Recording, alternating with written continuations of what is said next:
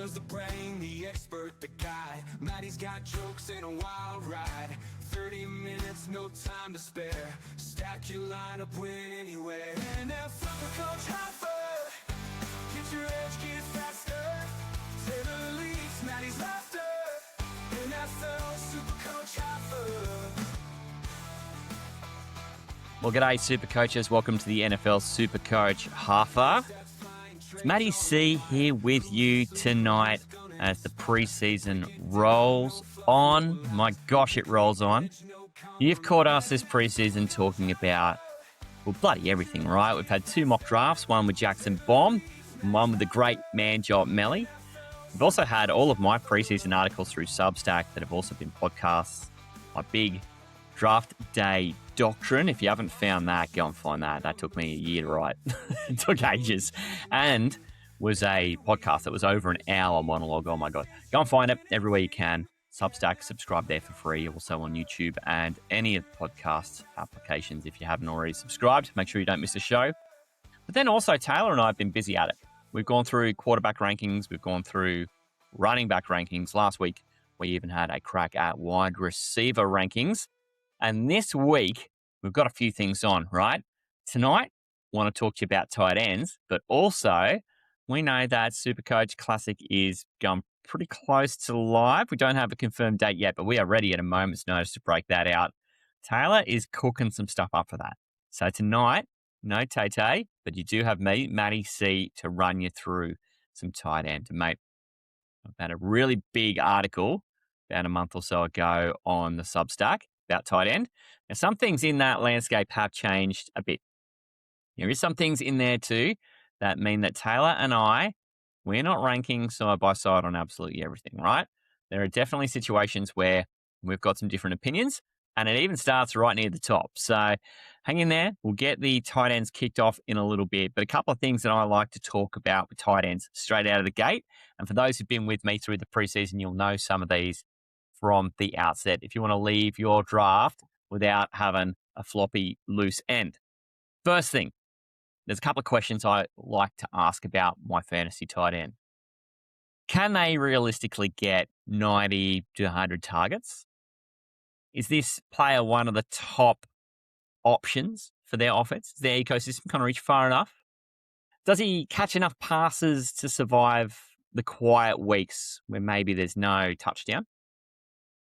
Does he have any involvement in the red zone? Does he get yards after the catch? And, you just pay him for last year's points.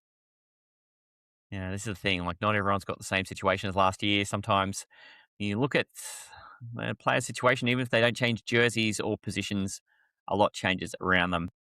Those are the things that I think about, right? And the red lights on all of these are, if you're not sure if the guy's going to get 90 targets, then it's, you want to be picking him late in your draft and hoping for the upside. If he's not one of the top options in his team, it's not great being the fifth mouth to be fed in any fantasy offense. Does he have enough passing work to survive the touchdown-free weeks? I mean, the red light there is that touchdowns, they just come and go. It's difficult to live by them. I've got a great example of that tonight. Does he have red zone involvement? Well, the red light there is that, volume would have to be their floor. So if they don't have the 90 targets, they need red zone involvement. If they don't have red zone involvement, they're going to need the 90 targets. But gee, there's enough guys out there who have both. So you shouldn't have to settle. Is this yak attached to real usage? So the red light here is that yak, which is yards after his catch, without any volume, it's a treat, right? It's not really a fantasy asset. You need to see sustained work, something that's repeatable. So someone who's just got a long average catch, and half of that is just yards after the catch on small target share. That's a problem. And then are you paying for last year's points or next year's role? I think the green light here is that when you're looking to draft, you want to find a role that explains the production, but the red light is chasing points, chasing opportunity. You need context, and context is what I'm coming with tonight. Find the role, chase the volume.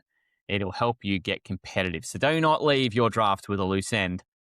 Let's kick this off with our first tight ends. And now SuperCoach Halfa. Get your edge, get faster. Okay, let's kick this one off at the point that I think most people are expecting us to kick it off at.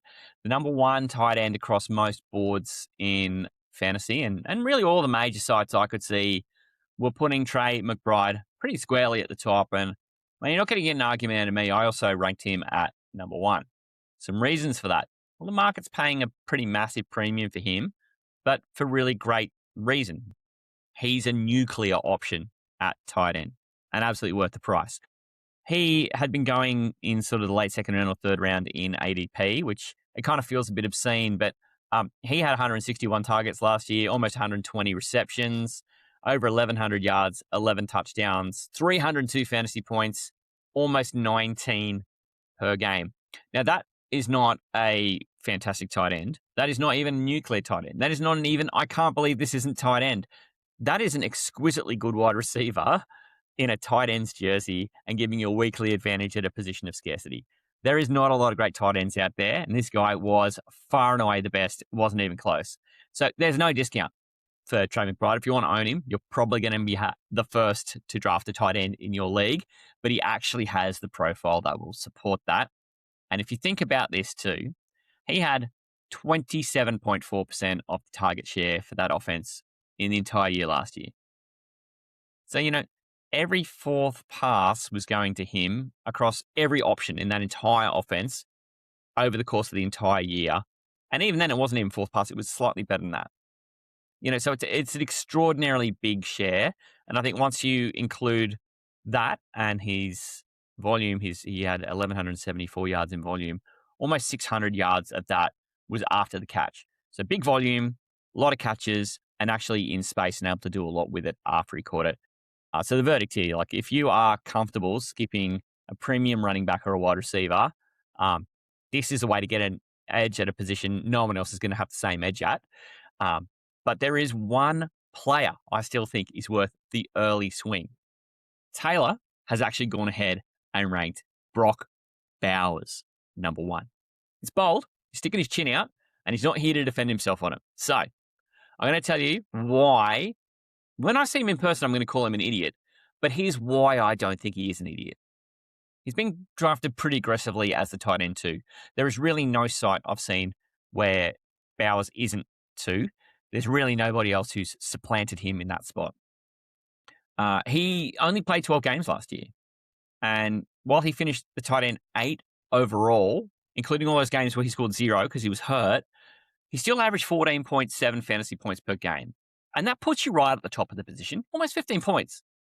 He had 86 targets, 64 catches, 680 yards, 7 touchdowns. 12 of those games, like those 12 games, he had a 24% target share. And of his 680 yards, almost half of that came in yards after the catch. So these are really great markers for a tight end who's getting volume and who's turning that volume into points and who's getting opportunity. 7 touchdowns in 12 games. That's kind of what you're looking for. So worth the price, maybe not as bulletproof as McBride, but we know that things are on the up at the Vegas Raiders. They have got a new coach. They've got a new feel in their quarterback position too. We've seen Kirk Cousins not scared of using the tight end. We also think that will go and benefit. Just the entire thing is going to benefit Ashton Jeanty. And if they can move the ball on the ground a little bit, it gives them the opportunity to play action their way into making Bowers even more useful. Not as bulletproof as McBride, and we've got to assume health, but we think he's all right. Now, I've got my problems with the guy who's at number 3. His name's Colston Loveland. Not that I have a problem with Colston Loveland, but, I've got my issues with how this man is being drafted so early on.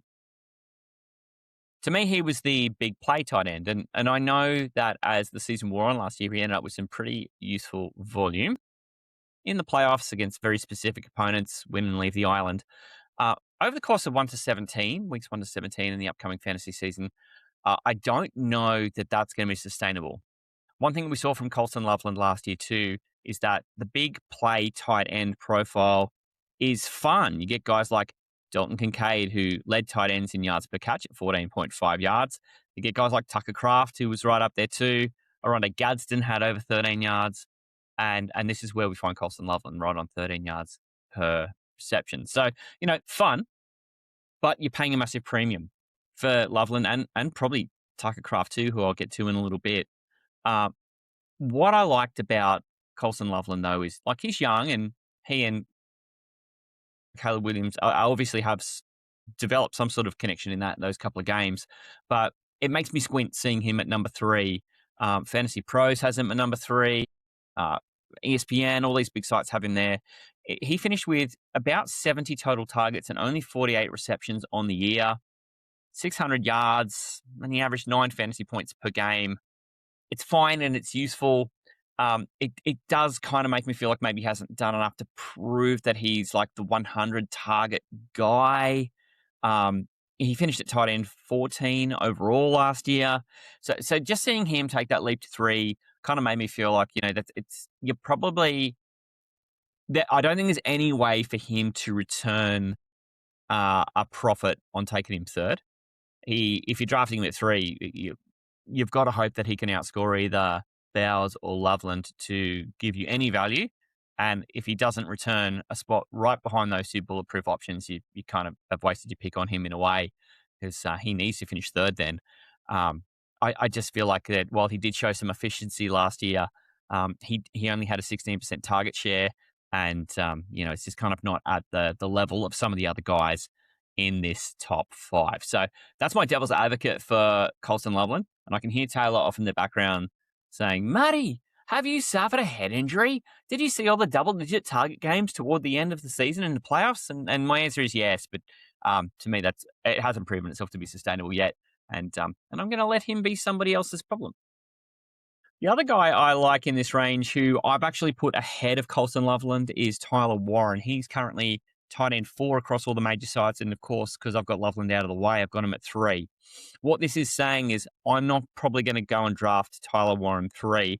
I've kind of got this band of guys who now land between about 3 and about 8 or 9 that I kind of feel the same about. So I'm going to be the guy in your league who's probably one of the last to take tight end, because am I going to stump up for Bowles or McBride? Maybe. Probably not. But it does mean then that I'm not going to invest an early pick on a guy who may well just land in the same zone, because I'm following those premises of, does he get me 90 yards? Does he have a red zone presence? Does he have a reasonable target share? Those questions that we asked at the start of the show. I do believe that Tyler Warren is one of these guys. Warren had 73 catches last year, and his offense kind of fell apart last year once Dan Jones went out. He still had 474 yards after the catch. He still had better than a 20% target share, which is super important for a tight end who's going to return you points in fantasy. And his average depth of target last year was pretty shallow, at only 5.3 yards. And I don't mind that his average depth of target was shallow, because even if that was to repeat this year, one, it gives him the opportunity to get that yak yardage up. We love that, especially on that target share. But we know Indianapolis are a top 5 offensive line for run blocking. Why does that matter? We're talking about a tight end. Okay, well, we can see that probably bodes well for Jonathan Taylor. And I feel like it actually bodes well for Dan Jones, who, even though he may be a little less confident running in after a big knee injury, I feel like he can't really take that part out of his game. I kind of feel like it's a bit instinctive for him. He can't help himself. But what I do think it does is it really makes teams have to take a second to respect that running game. And for a moment, just that brief moment, it may give Tyler Warren that opportunity to be more involved in the passing game, as he is that exponent of those medium-sized routes. So I'm buying Tyler Warren. He had 112 targets last year, 20% target share. Give me some of that. I love a little bit of Tyler Warren. The next guy is a fella named Harold Fannin. Now, my only problems with Harold Fannin is his team. So, Harold Fannin had 107 targets last year. My big problem with Cleveland is if you were to take every available NFL fantasy player at every position, quarterback, running back, wide receiver, tight end, we do this at every position. We write our list out of how we want to rank each position. But if you combine those lists and had in order how you wanted to own those players, if they're all in one jumbled list, we couldn't think of a way to get one Cleveland player in that top 50. And even then, the closest we came was Quinshon Judkins, who's somewhere between 50 and 60. And I mean, closer to 60. Harold Fannin not even on that list. We felt it was difficult to get him in the top 100. I mean, it's a nightmare. And I think this isn't the only team that has that problem where you got one person who is probably the driver of all the ecosystem because they're the thing in that offense that has the most certainty. And we do feel like running the ball in their goal-to-go situations is going to be the way that they have the most success. Harold Fannin, though, with his 107 targets last year, that's a great sign. It does mean that the offense does look for him. He is currently in that number 5. I've seen him ranked at 6 as well. It's not super cheap, but I'm okay with it. I feel like it's not a horrendous position to be in sitting in that. He finished with 72 catches, 730 yards, 6 touchdowns, even a little rushing bonus. He found himself in there with a rushing touchdown. But the thing that gave me encouragement about Harold Fannin is he still has a 21.3% target share, and it led the team. 350 of his 730 yards were after the catch. And it's exactly the kind of involvement profile that we want for a tight end. So, look, the team is a problem. I don't know that there's many options on that team better than Fannin, especially in the passing game. So it's the only reason that gives me any confidence about him. For me, he's my tight end 4. For Taylor, is his tight end 5. Cross consensus is about tight end 5. But again, for me, he is part of this like quagmire of tight ends. To me, are all roughly the same. Number 6 is Tucker Kraft.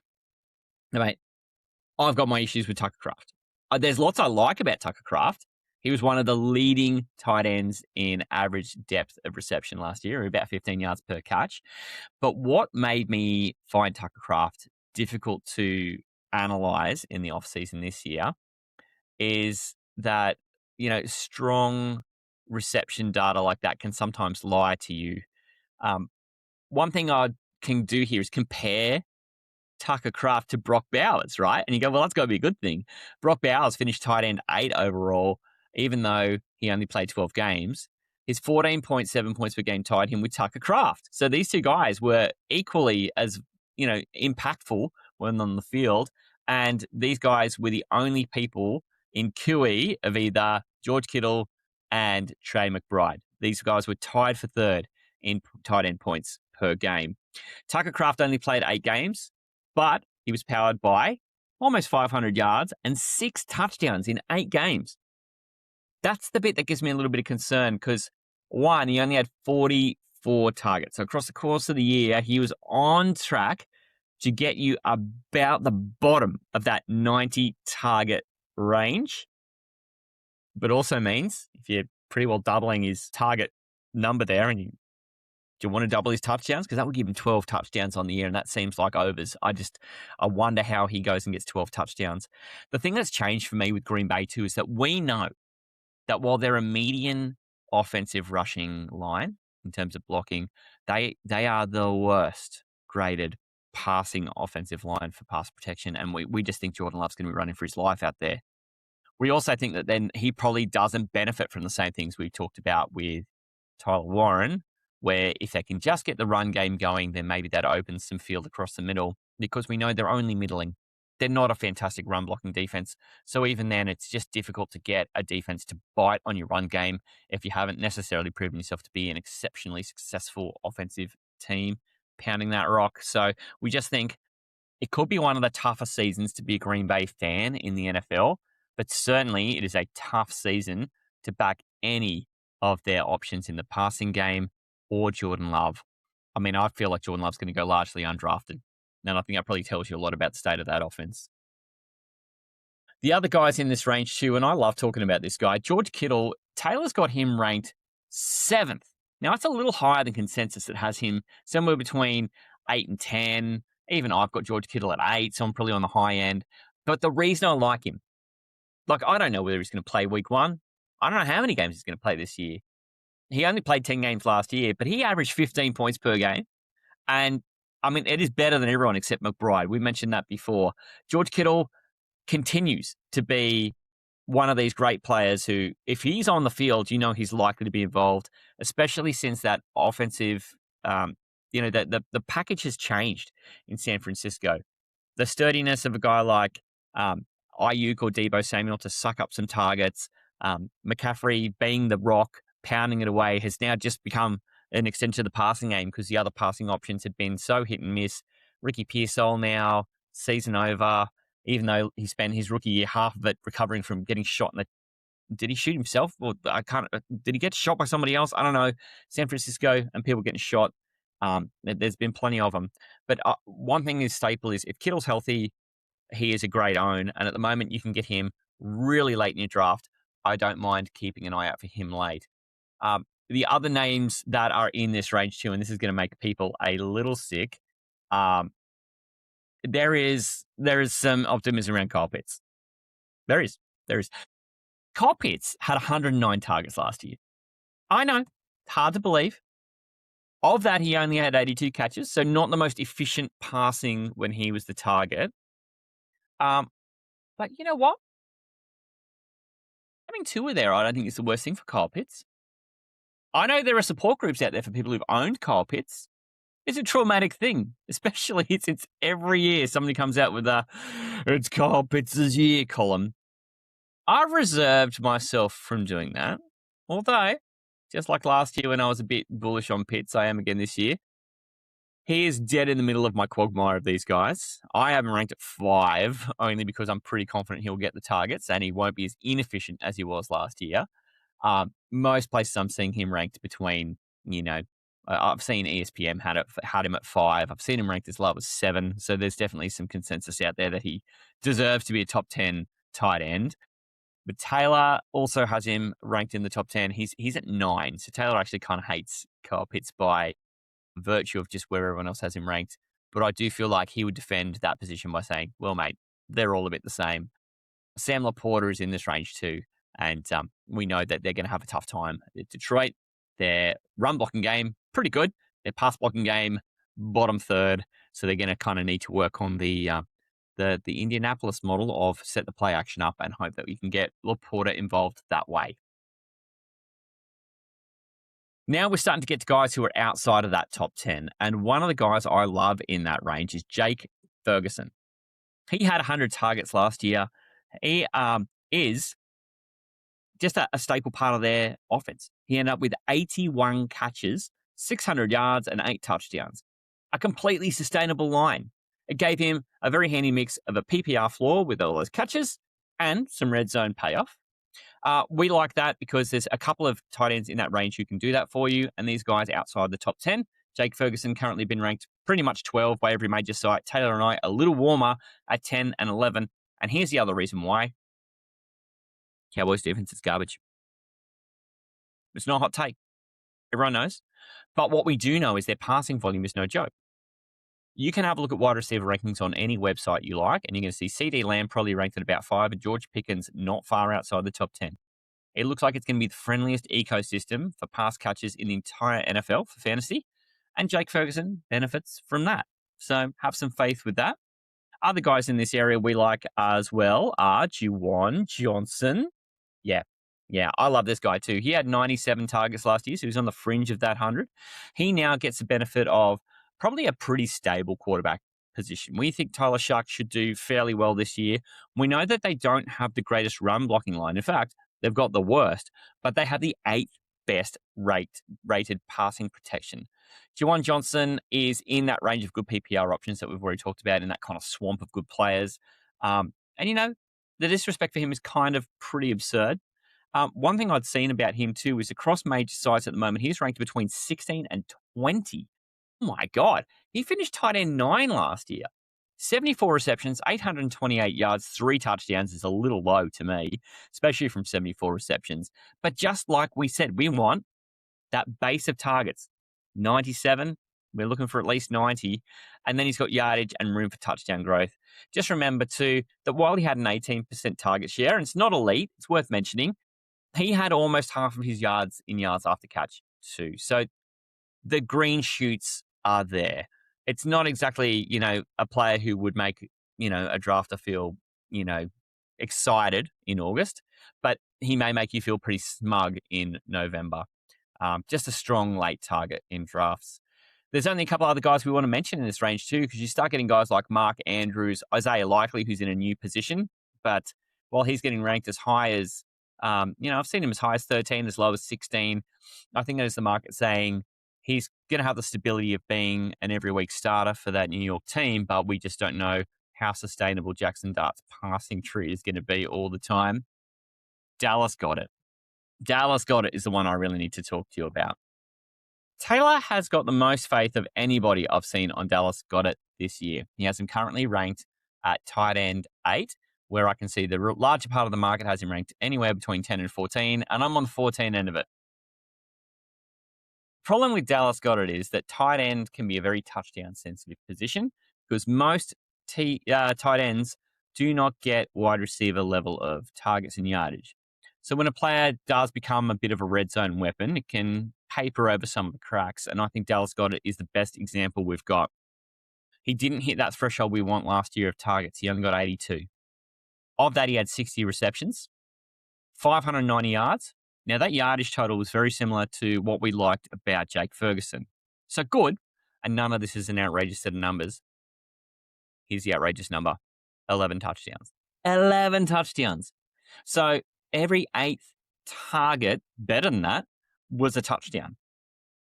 Almost every 5th catch.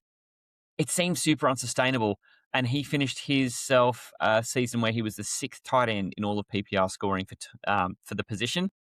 It shows you how touchdowns can turn what would otherwise have been an okay fantasy season where he probably didn't kill you, but he certainly didn't do much for you.